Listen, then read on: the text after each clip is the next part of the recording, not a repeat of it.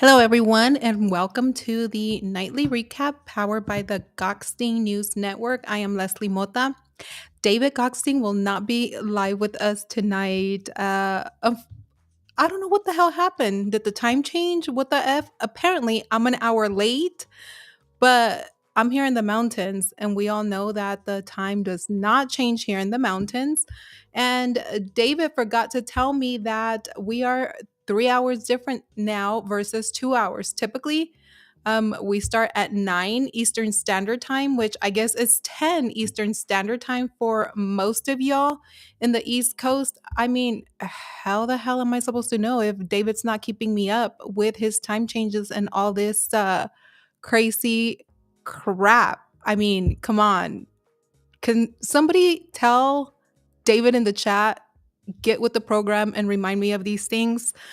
So it's going to be me. I'm writing solo. David, he's probably asleep. Who knows where the hell he's doing? But, anyways, he says that it's my fault that we're starting an hour late. And I am saying that it is not my fault because if time doesn't change for me, how the hell am I supposed to be on top of your stuff and be keeping up with you?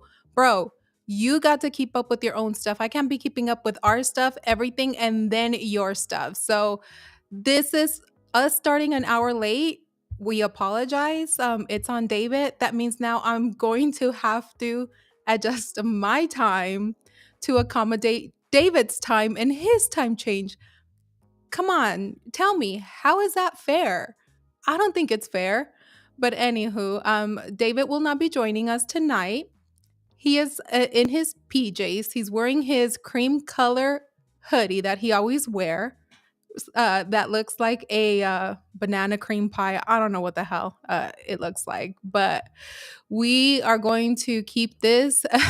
Yes, absolutely. I'm seeing in the chat. It's David's fault. Abso-freaking-lutely. We're going to blame it all on David. But this is going to be a short news segment, 30 minutes, because we know that when David is here, he talks a lot and we go beyond an hour. So let's get right into the news.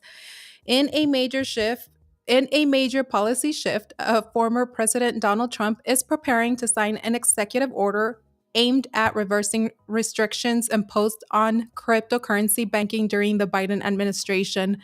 The move seeks to dismantle what many in the industry refer to as Operation Choke Point 2.0, a set of policies that allegedly restricted banking services for crypto companies and executives.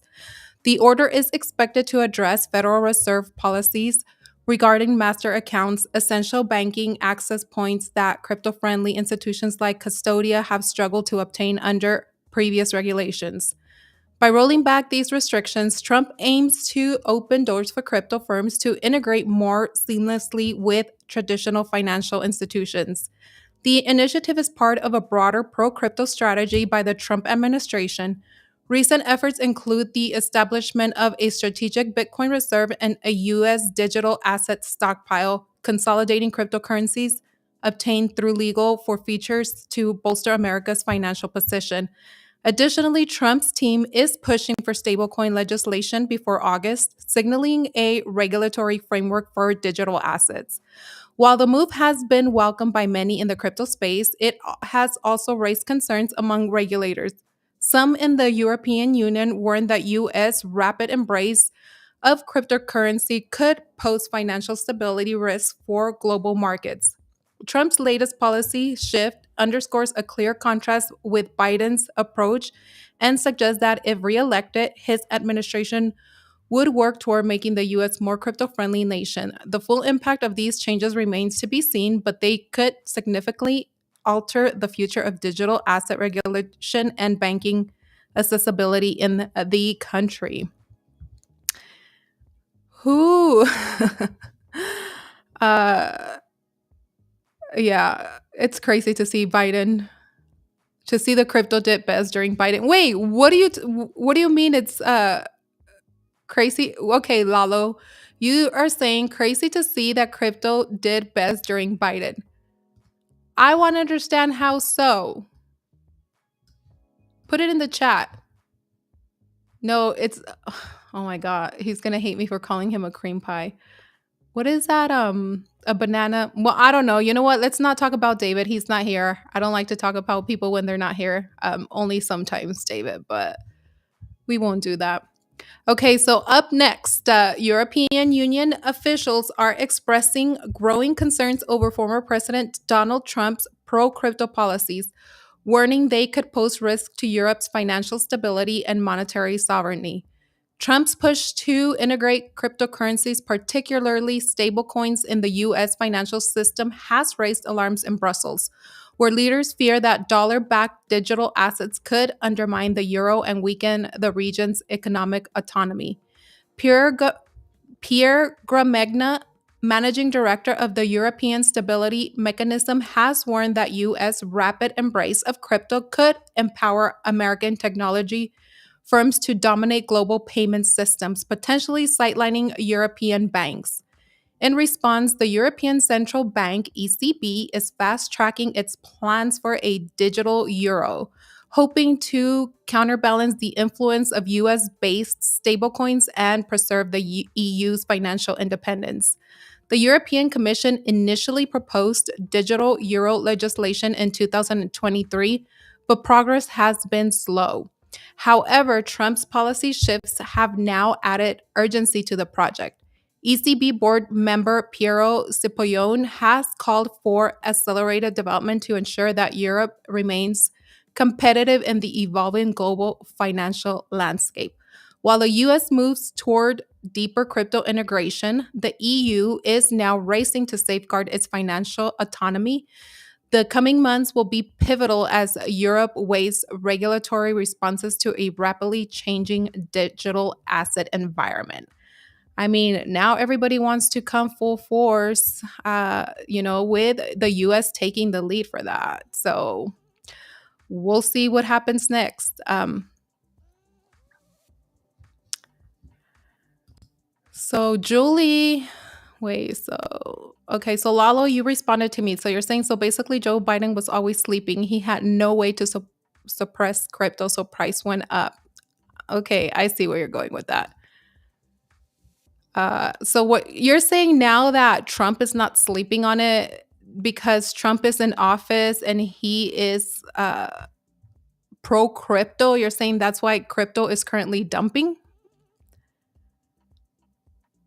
We'll see. Okay. And then Julie, the banks are getting stablecoin legislation, but there are still ongoing cases against XRP. For sure. Absolutely, Julie. Okay. So up next, in a significant step for cryptocurrency investment, asset management firm Van Eck has officially registered a spot Solana ETF in Delaware, marking a major push towards institutional adoption of the blockchain platform. This move comes as asset managers like Bitwise and Franklin Templeton also explore similar offerings, signaling growing interest in Solana beyond Bitcoin and Ethereum. Despite this development, Solana's price has dropped by 33% over the past month, now trading at around $128. I think this was earlier. I'll double check in a second. Analysts attribute this decline to market volatility and shifting regulatory policies in the US. The ETF registration, however, underscores confidence in Solana's long term potential, especially as institutional investors seek diverse exposure to the crypto market. As VanEx ETF progresses, market participants will be closely watching regulatory responses and investor demand. While the ETF could provide a new avenue for investment, the broader cryptocurrency market remains unpredictable. Investors are advised to stay informed as Solana's journey in the regulated financial space unfolds. I don't know. I've kind of stayed off social media today, but I need you guys to tell me what the hell is going on with the market. Are we still bleeding? Is the market still on its period? Can anybody stop it? What the hell is going on the timeline? Are you guys bullish or bearish? Because I hear that there's a lot of people that are bearish, some bullish. To me, it can go lower, dump. That way I can buy and enter into better positions.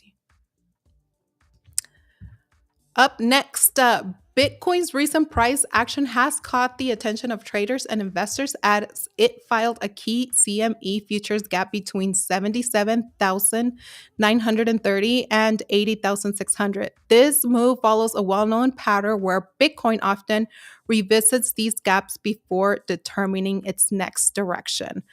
Optimistic traders see this as a bullish signal, expecting Bitcoin to climb toward the next gap at 84,000 to 85,000. Cautious analysts warn that while filling gaps is common, it doesn't always lead to immediate gains. Bitcoin is currently testing a 77,000 to 78. Holding this level could strengthen the bullish case. The next major barrier is around 80,600 with a potential upside target around 84,200 if momentum continues. If you're holding Bitcoin, this price movement is worth watching. Some investors are buying the dip, betting on long term growth, while others remain cautious due to ongoing market volatility. As always, Bitcoin's price moves fast, so whether you're in for the long haul or actively trading, staying informed is key. Where do you guys think that Bitcoin is headed next? Are we going higher? Are we going lower? Do you want it to dip? You know, when I dip, you dip, we buy. Isn't that the case here?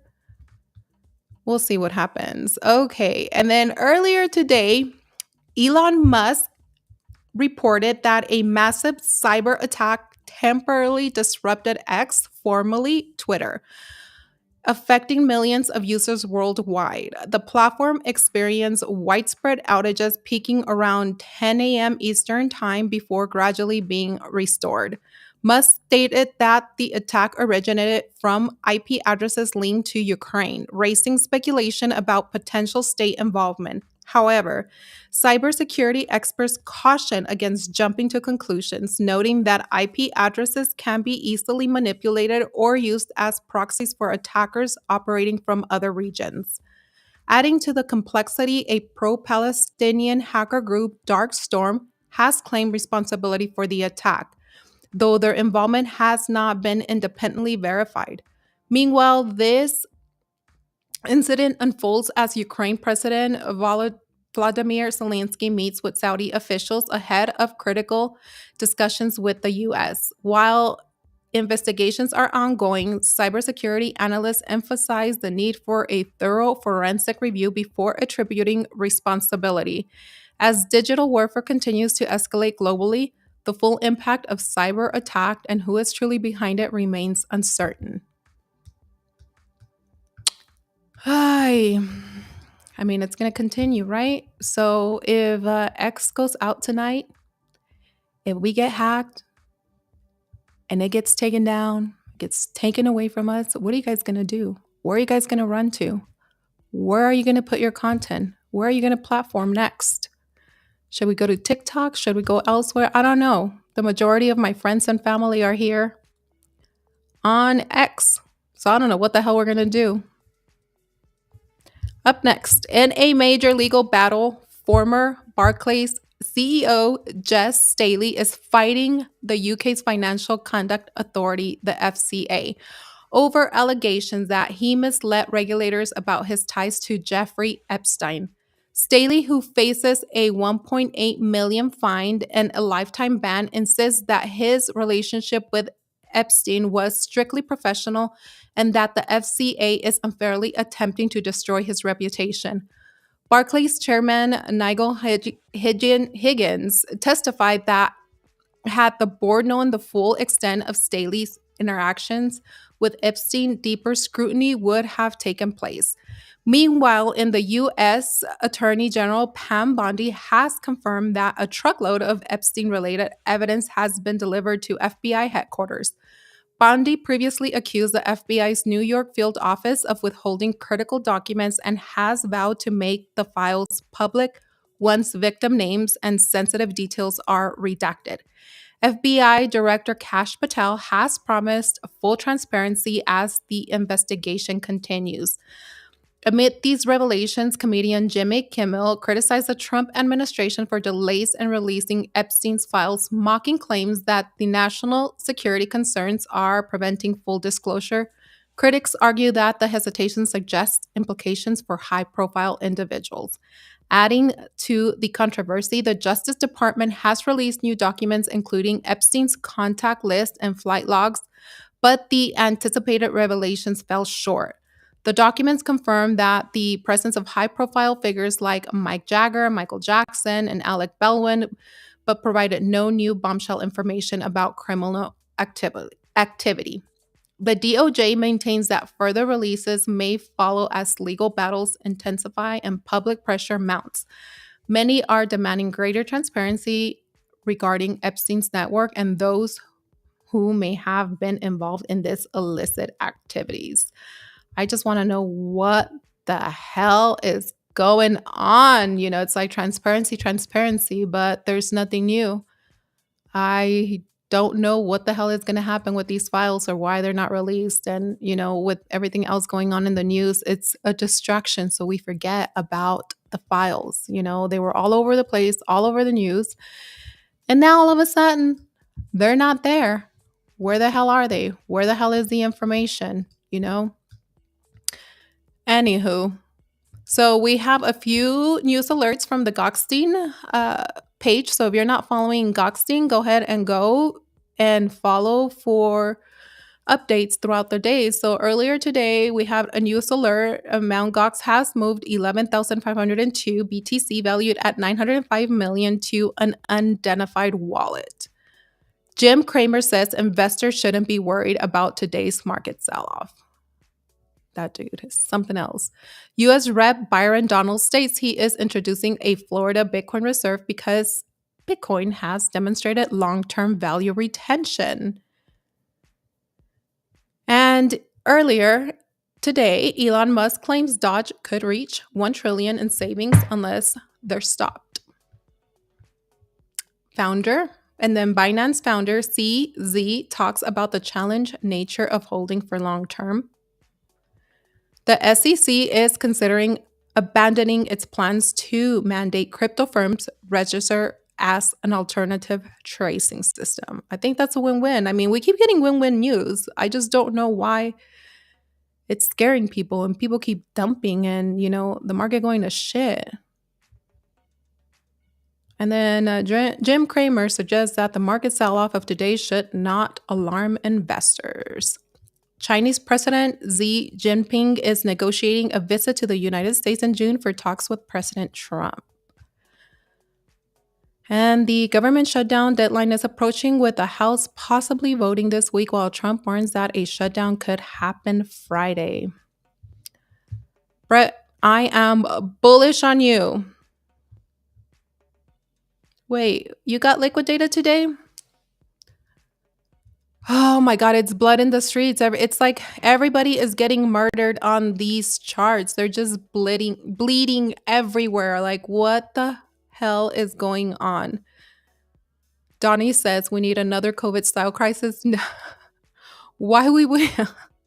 I'm not sure why we would need another COVID style crisis. I mean, what would that do? I don't know, ladies and gentlemen. I have no idea. Donnie, I agree. We need more dips. Sue says no more dips. I think the charts are tanking, allowing better entry positions for governments, for people that have money. I don't know. I think there's a conspiracy. I'm a conspiracy theorist. I think they're nuking the charts so they can enter and have better positions in the market. Everybody hurts. David, you're going to be hurting tomorrow. I'm hurting today. My heart hurts. I'm heartbroken. Not. David's not working. I actually had to share a mattress last night because, with me working in crypto and being in this industry, I don't even know what to say. I feel like I'm not broke, but I'm broke. Had to share a mattress. Today I had to share a drink with somebody. Had to go buy that bread from the store, like that warm bread. That's like 99 cents, or it used to be, and it's nice and warm. And then now it's $2 and little chicken salad. That's going to last me throughout the whole week. That's going to be my meal for the rest of the week. David, I can tell time.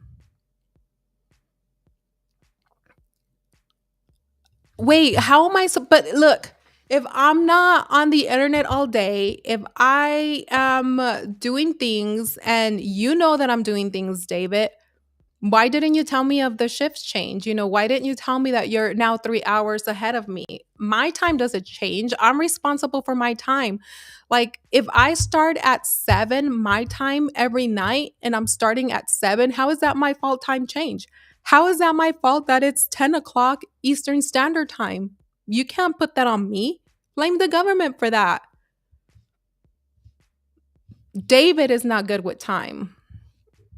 David didn't tell me. David just didn't want to come on tonight. David, tell the audience what you were really doing that you didn't want to come on tonight, David.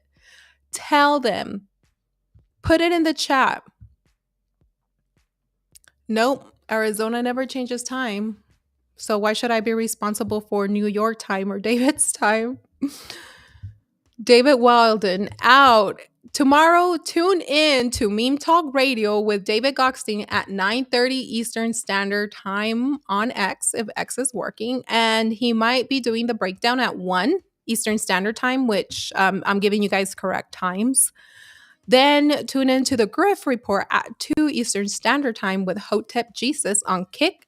Then you have Money Maxis at 2 Eastern Standard Time with Jolson Soka. Crypto News at 4 Eastern Standard Time, or is that 5 Eastern Standard Time? No, it's still 4 Eastern Standard Time. Well, Julie, I need to check with you on YouTube because I want to know if she's going to do an hour earlier. Because now I have to do an hour earlier. Bro, why do I have to change my time and accommodate you, David? Well, nah, we're saying that we're starting at 9 Eastern Standard Time, so Jesus, I have to accommodate everybody on the East Coast. I guess we'll do it for the culture, right? So now I need to check Julie's time for her show tomorrow. And then we also have Boss Talk at 1:30 Eastern Standard Time starting on Sundays. So we have a lot of great stuff coming out, a lot of great shows, a lot of great people. And we're 1 p.m. PST. So if that's 1 p.m. PST, is that 4 or 5? Tammy, it's so late because I totally forgot that time changed. Arizona doesn't change time. So we start at 7 o'clock every night. So I was still starting at 7. And then when I text David, like, David, where the hell are you? Are you coming on? And he's like, bro, it's 10 o'clock. And I'm like, what do you mean it's 10 o'clock? And he's like, time change. And I was like, you were supposed to remind me, David. You were supposed to remind me that time change, that we were supposed to start earlier. And therefore, it's his fault, Tammy. It's not my fault. I'm not going to take responsibility and accountability for starting an hour late because of David. I'm blaming it on David for the daylight savings and for him not telling me that it was a 3-hour difference now. So today we started at 10 Eastern Standard Time. It's still 7 o'clock my time. But tomorrow, I guess we're going to do 9 Eastern Standard Time, which is going to be 6 my time. So now I'm going to have to adjust my time that doesn't change to accommodate my East Coasters. But we do that for the love, right? The love of the... Oh my God, Julie, I do live in a bubble. This is horrible. Tammy, right that the time doesn't change anything. He should have still been on here. But I think he's in his PJs already. He threw on, those green colored PJs or those banana colored PJs. One of them, I don't know. But thank you, everybody. Te amo, Lalo. Yo también. You know what? I'm going to do, next time David doesn't show up, I'm going to do all this show in Espanol. David is singing. But thank you, everybody, for tuning in tonight. I am Leslie Mota with the Gokhshtein News Network. Tune in tomorrow for another recap. And thank you for spending your evening with us. See you all tomorrow. Julie, I am laughing so hard too. I mean, everybody, also, if you guys don't know, David has a Feet Finder account. I'm not going to tell you his ad or anything, but he has a Feet Finder. Don't tell him that I told you. And with that, we are out. Thank you for tuning in.